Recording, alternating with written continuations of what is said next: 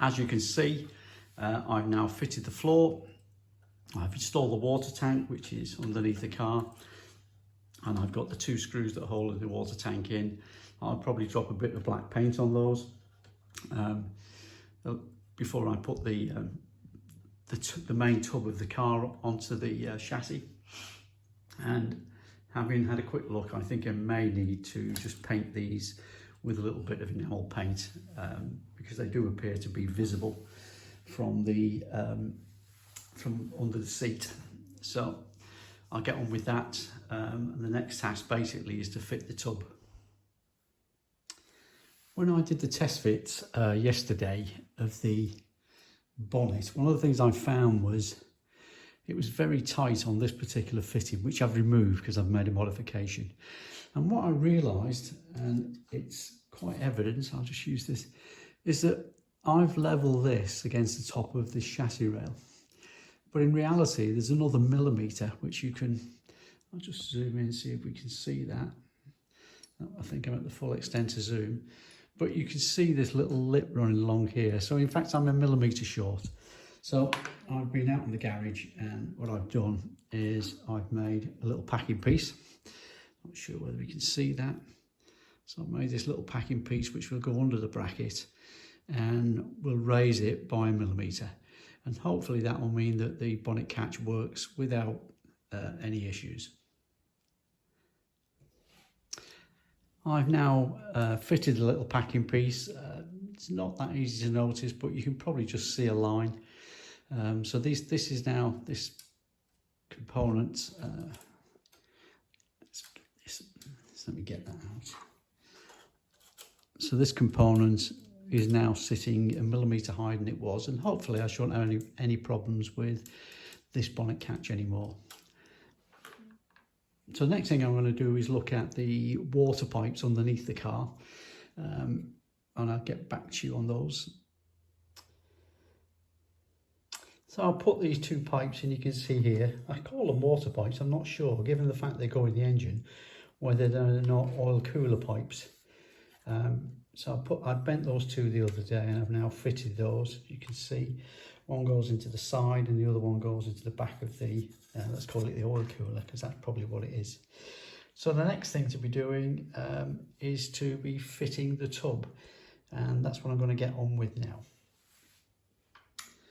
And this is where I am with the kit. So the tub is now firmly fixed to the body.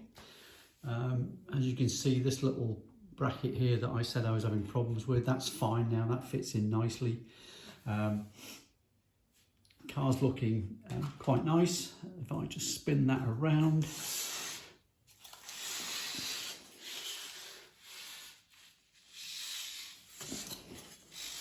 you can see the other side with the hole for the exhaust. Just need to clip that one in there.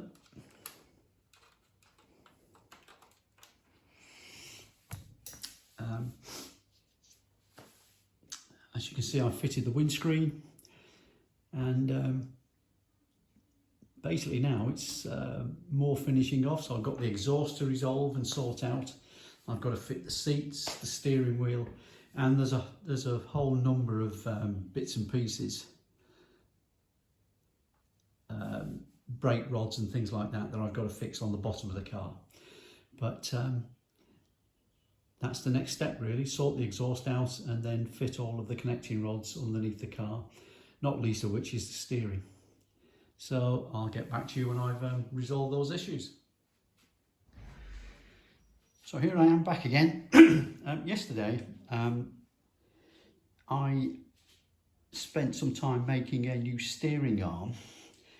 The arm that was in the kit originally was broken, believe it or not. So I've made this new steering arm. As you all know, I made my own front axle, so the way the steering works is the same but slightly different. So I've made this new steering arm. I'm going to fit that now, and then I'll do a short video on what I've done at the bottom of the car recently. So as you can see, here's the car upside down on the little stand I made. Things I've been doing in the last few days are the braking rods. There's 4 of those that you can see, and I've just fitted this steering arm, the steering control arm that I made. That's kind of me done with part one of the assembly of the vehicle. I've still got the complete exhaust system to fit. The wheels are ready to go on the car when necessary, and there's some more engine detailing and some pipe work I'm going to put in. And I've also got to finish off the electrics so that for the illumination of the front and rear lamp. So my intention is I'm going to close this video now. This will be part one of the assembly. I think there'll be one or two more videos to get to the point where the car is complete. And then what I'll be doing after that is I'll do a photo collage of all the various bits and pieces that are unique to this car that I've made in order to get it to the stage where I've got it to. You'll notice there are rod ends and other bits and pieces that need tidying up. In fact, I'll just take the camera and move closer. Move my hand out the way. So, as you can see here, these are the brake rods. I've yet to paint the ends, and that will help the nuts not to come off.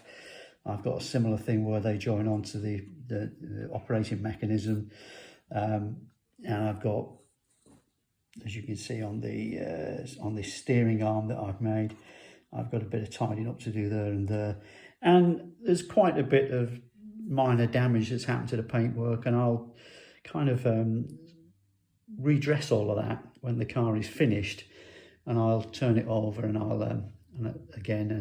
I'll do any minor paintwork damage that's evident on both the top and the bottom of the car, and also paint anything that's not been painted when it's been assembled.